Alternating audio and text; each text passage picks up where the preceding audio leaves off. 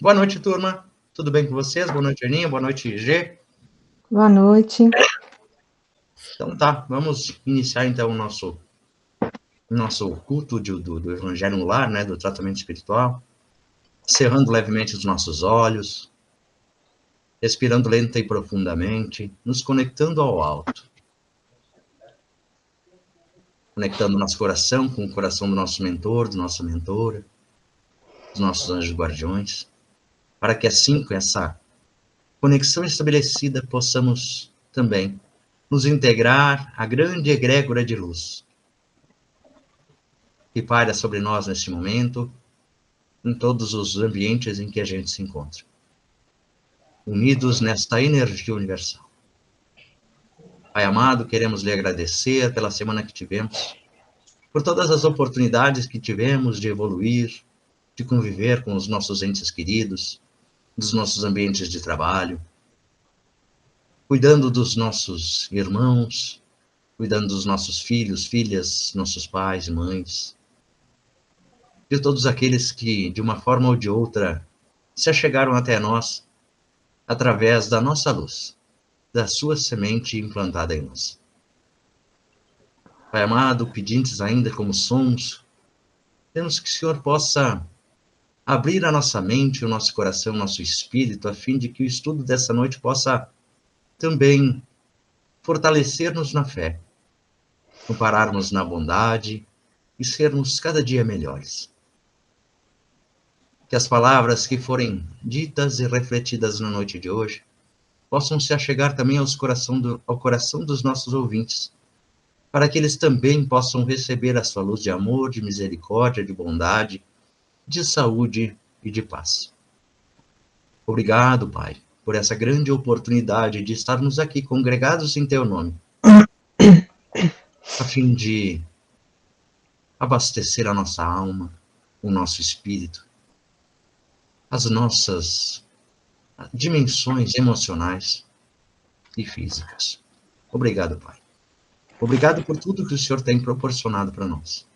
Hoje e todo sempre, que assim seja. Que assim seja.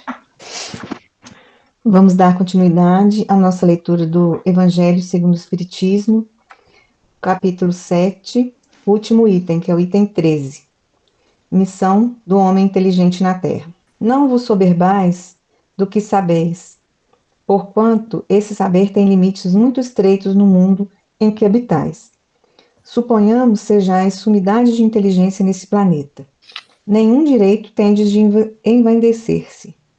Se Deus, em seus desígnios, vos fez nascer no meio onde pudestes desenvolver vossa inteligência, é que quer que a utilizeis para o bem de todos.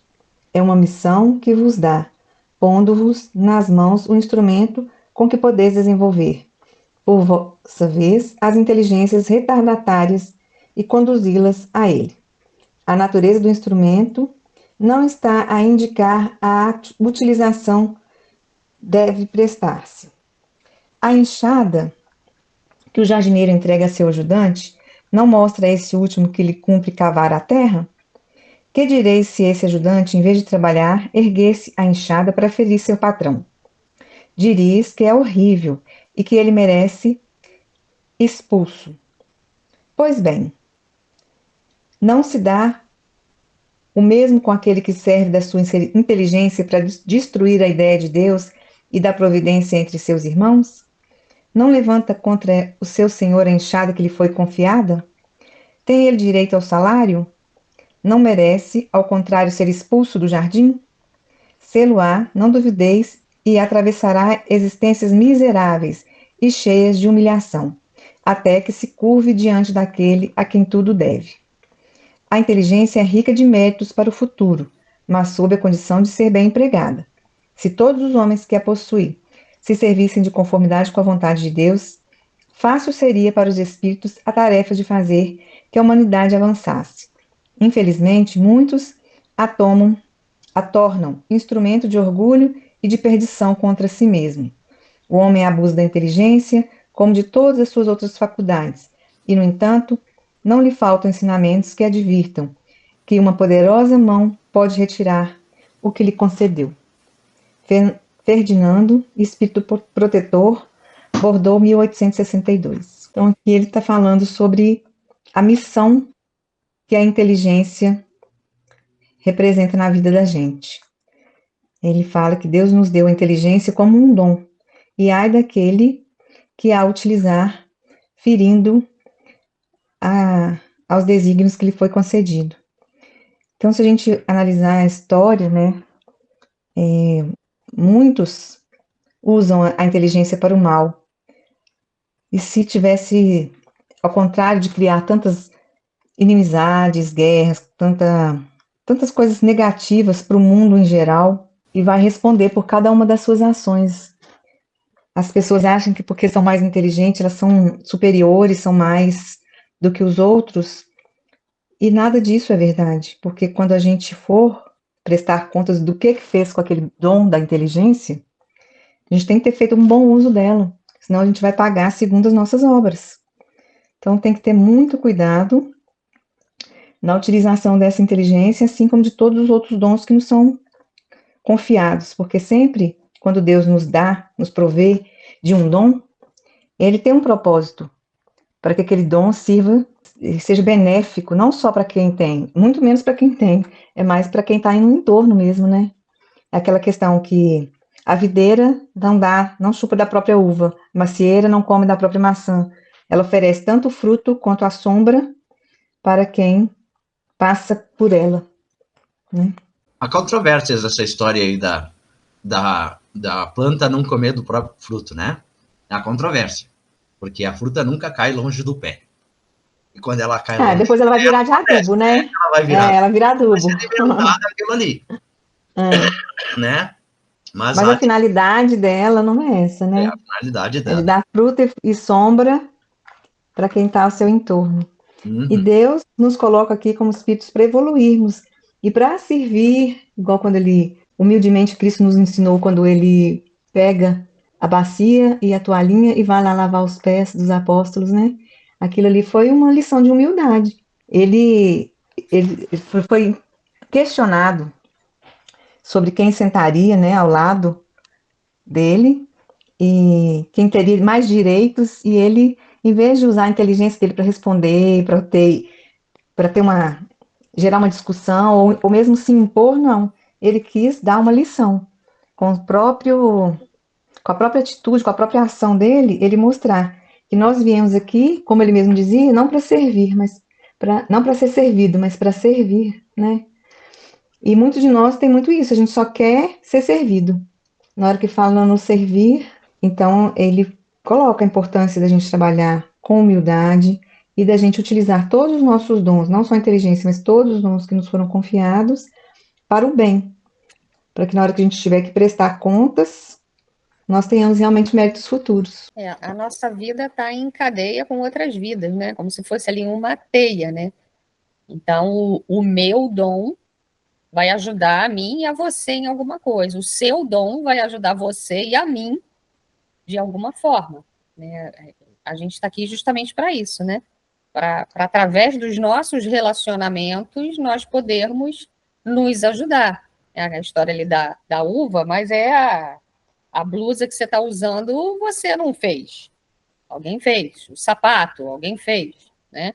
Você é bom de matemática, eu não sou boa de português. Então, a gente vai um sempre ajudando o outro no que um for melhor do que o outro. Eu achei interessante ele trazer a questão da inteligência, né? Eu tô acompanhando um estudo pelo YouTube do livro Pensamento e Vida, e não sei se vocês já leram, mas no capítulo 4 aqui, que ele fala de instrução, ele fala justamente da inteligência e da bondade, né? Como se fossem ali a gente está no caminho da evolução, né? Então pode ser comparando aí no caminho da angelitude. Anjos têm asas, e aí seria como se fosse a asa da bondade e a asa da inteligência ou da sabedoria. Então, o rapaz que fala no vídeo, né, ele mesmo diz que geralmente a nossa asa, né, da inteligência, ela acaba se desenvolvendo mais rápido do que a asa da bondade. Por isso é que a gente vê tantas pessoas usando a inteligência ainda para fazer a coisa errada. e não a coisa certa.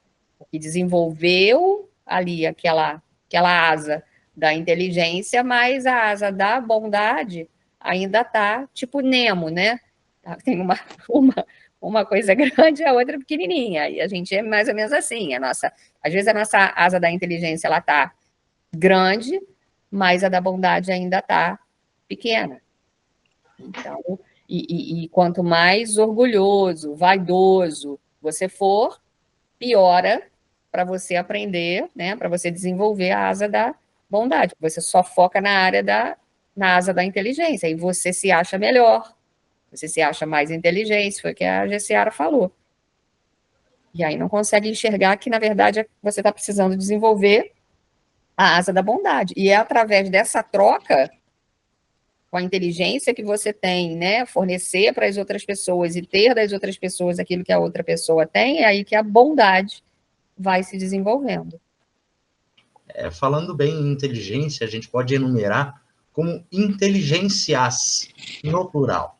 Sim, porque a inteligência essa que a Ana coloca é a inteligência racional, é a inteligência da razão, do aprendizado, da forma cognitiva, de como tu adquire o conhecimento e como tu explora esse conhecimento para que tu atinja os teus objetivos pessoais. Aí a gente entra na era da inteligência emocional, conhecendo as nossas emoções, os nossos estados de humor, por que da oscilação, de hora tu tá lá em cima com alegria extrema e hora tu tá lá embaixo numa depressão muito profunda. Aí a gente entra na outra inteligência, que é a inteligência espiritual, onde a gente trabalha a moral, onde a gente tende a olhar principalmente para nós e aprender com os nossos erros diante da inteligência racional, junto com a inteligência emocional, para que juntos nessa inteligência espiritual possa florescer, que é a questão, né, da árvore não dar fruto, ela não come o seu próprio fruto, porque a árvore ela está dando cooperativamente para todos da volta o seu fruto para ser comido, ser abastecido, dar sua sombra, né? Por isso que a figueira que não dá fruto e não põe nem as folhas para dar sombra é cortada, porque aí o orgulho e o egoísmo tá imperando significativamente nessa conduta. Muito feliz esse texto, né, sobre as inteligências que nós precisamos desenvolver aqui na nossa passagem, nesse trechinho que estamos vivendo na escola da Terra, né? Porque a nossa vida a gente não tem só a idade cronológica que nós aparentamos aqui, né, gente? A nossa idade espiritual é bem maior em termos de anos cronológicos, né? Ana, tu leu o Pão Nosso ou tu quer que eu leia? Posso ler. Tá? Eu vou apresentar ele na tela para ficar fácil para nossa comunidade. Bom, o livro Pão Nosso, psicografado por Francisco Cândido Xavier, pelo Espírito Emmanuel. Trabalhos Imediatos, é o número 26. Apacentai o rebanho de Deus que está entre vós, tendo cuidado dele, não por força, mas espontaneamente, segundo a vontade de Deus, nem por torpe ganância, mas de ânimo pronto. Pedro, a primeira carta de Pedro, né? Capítulo 5, versículo 2.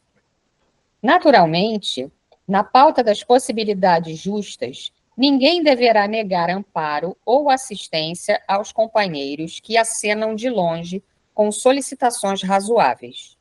Entretanto, constitui-nos obrigação atender ao ensinamento de Pedro quanto aos nossos trabalhos imediatos. Há criaturas que se entregam gostosamente à volúpia da inquietação por acontecimentos nefastos, planejados pela mente enfermiça dos outros e que provavelmente nunca sobrevirão. Perdem longo tempo receitando fórmulas de ação ou desferindo lamentos inúteis. A lavoura alheia e as ocorrências futuras para serem examinadas exigem sempre grande qualidade de ponderação. Além do mais, é imprescindível reconhecer que o problema difícil ao nosso lado ou à distância de nós tem a finalidade de enriquecer-nos a experiência própria, habilitando-nos a solução dos mais intrincados enigmas do caminho. Eis a razão pela qual a nota de Simão Pedro é profunda e oportuna para todos os tempos e situações, atendendo aos imperativos do serviço divino que se localiza em nossa paisagem espiritual, não através estava no banheiro agora? do sofrimento, mas pela aqui? Vontade Aonde? espontânea, fugindo cada vez mais aos vossos interesses particulares e de ânimo firme e pronto para servir ao bem, tanto quanto nos seja possível. Às vezes é razoável preocupar-se o homem com a situação mundial, com a regeneração da coletividade, mas com as posições de responsabilidade dos outros. Mas não é justo esquecermos-nos daquele rebanho de Deus que está entre nós. Profundo, né? É engraçado que e essa deve ter sido para mim, porque já é a segunda vez que eu leio algo parecido. Às vezes a gente fica muito preocupado, é bem profundo, tem vários aspectos aqui, né? Vou pegar um que me veio agora, porque eu acho que está muito relacionado a mim. Às vezes você está muito preocupado com um problema da coletividade. É aquele problema que você não vai resolver. É o problema ou do vizinho, ou é o problema da política, ou é o problema do governo. É um problema que não é teu, que você não vai resolver. Você tem que ficar alheio a ele? Não. Mas você não tem que jogar todas as suas forças naquela questão. Porque muitas vezes você está tão preocupado com uma coisa que não está ali no teu alcance e você está deixando de melhorar você mesmo, você está deixando de ver alguém da tua casa que está precisando de você, né? Que está ali no teu serviço imediato, que está próximo a você. E você está querendo dar palpite ou está preocupada com uma coisa grande. Eu estava assistindo hoje uma live do Haroldo, daquela sequência que ele está fazendo de cartas de Paulo, e aí ele estava falando justamente isso. Alguém fez uma pergunta e ele falou, mas por que você está preocupado com isso? A humanidade é o problema de Jesus. O seu problema não é esse, né? Lógico que você fica preocupado, né, com essa questão da transição planetária, mas se eu não fizer a minha parte comigo para que reflita entre os meus, o que adianta eu me preocupar com o todo? Com o Rio de Janeiro como todo, o Brasil como todo, o planeta como um todo, se eu não estou fazendo a minha parte? Eu acho que, para mim, ficou muito essa parte do... Você tem que fazer por todos, mas principalmente por você e por aqueles que estão ali próximos a você, que é o teu imediato. Pode completar aí vocês com algumas outras considerações. Eu penso assim, semelhante com o que você está falando. Mas, assim, por exemplo, pensar na coletividade como uma forma de aprendizado. Não, tudo bem, não está no meu controle, tá? Mas se eu começar a abastecer o meu pensamento e a minha palavra em cima daquela situação que é errada, por exemplo, certo? Equivocada daquela situação, ou política, ou de desastre ambiental, ou de alguma coisa que não converge, não fui eu que botei a mão para que aquilo acontecesse, mas eu me conectei com a vibração negativa daquela inteligência que provocou aquilo, e aí sim eu estou me conectando e sendo fonte de ectoplasma para que aquela situação aconteça. A partir do momento em que eu elevo a minha vibração e passo a olhar para aquela situação como um exemplo de não praticar, por exemplo, aquele ato político na minha casa, na minha família, no meu círculo, no condomínio do prédio, no meu bairro, na rua onde é que eu moro, na convivência com meus vizinhos, por exemplo, eu estou aprendendo com aquele erro da coletividade e aplicando na minha microsociedade. É isso aí, você vai agir no teu mundo. Exatamente. Né? Você vai pegar aquilo de exemplo E vai trazer ali para o teu, mas não, você não vai sofrer porque você não resolveu o problema do planeta como um todo, né? É isso aí, você vai puxar aquilo, você vai, né, mudar seu pensamento, você vai tentar mostrar aquele pensamento para as pessoas que estão próximas de você, mas sem aquela cobrança de querer transformar o que Não consegue, não né? consegue. É a Não, mesma coisa que pingar uma gota no oceano. Vai fazer diferença no volume não da vai, mar? Vai elevar? Uma gota vai elevar? não vai. Não vai, né? Mas uma gota de veneno num copo de água, onde o volume é menor, o efeito é bem mais devastador. E eu também acredito que se eu começo, como você falou, né, das vibrações positivas, etc., se eu começo a fazer na minha casa, eu estou fazendo só na minha casa e influenciando aqui quem convive comigo. Mas você convive comigo e faz na tua casa. E aí uma pessoa que convive contigo faz na casa dela. E aí, aos poucos, cada um de nós, no nosso espacinho, vamos conseguindo fazer com que o todo seja atingido pelo bem. Mas para isso a gente precisa focar no nosso pedaço. E o Chico até falava, não me lembro se foi esse o Chico, mas enfim, um dos aprendizados dentro da Casa Espírita é que quando a gente promove, faz isso que nós estamos fazendo agora, esse momento de reflexão espiritual, esse culto do Evangelho no lar. Nós estamos em 3 localidades diferentes, tá? Um no Rio Grande do Sul, outra no Rio de Janeiro e a outra em Minas Gerais, certo? São 3 pontos de luz que estão interligadas neste imenso país que é o Brasil, tá? E no nosso entorno. Eu aqui na minha casa, a Gessiara na casa dos pais dela, você na sua casa, Ana. Somos um ponto de luz para que toda a egrégora espiritual possa chegar nos nossos lares e se abastecer desta luz divina. E isso faz com que a árvore acabe frutificando tudo que tem à volta. Porque o meu vizinho aqui do lado está se abastecendo de toda essa carga energética que está sendo recebida no meu lar. Todos, eu não sei, Ana, tu mora em prédio ou tu mora em casa? Prédio. Então, tu fazendo o evangelho lá neste momento no teu prédio, é todo o teu prédio que está sendo abastecido por essa luz. Certo? Fora o espaço ao redor.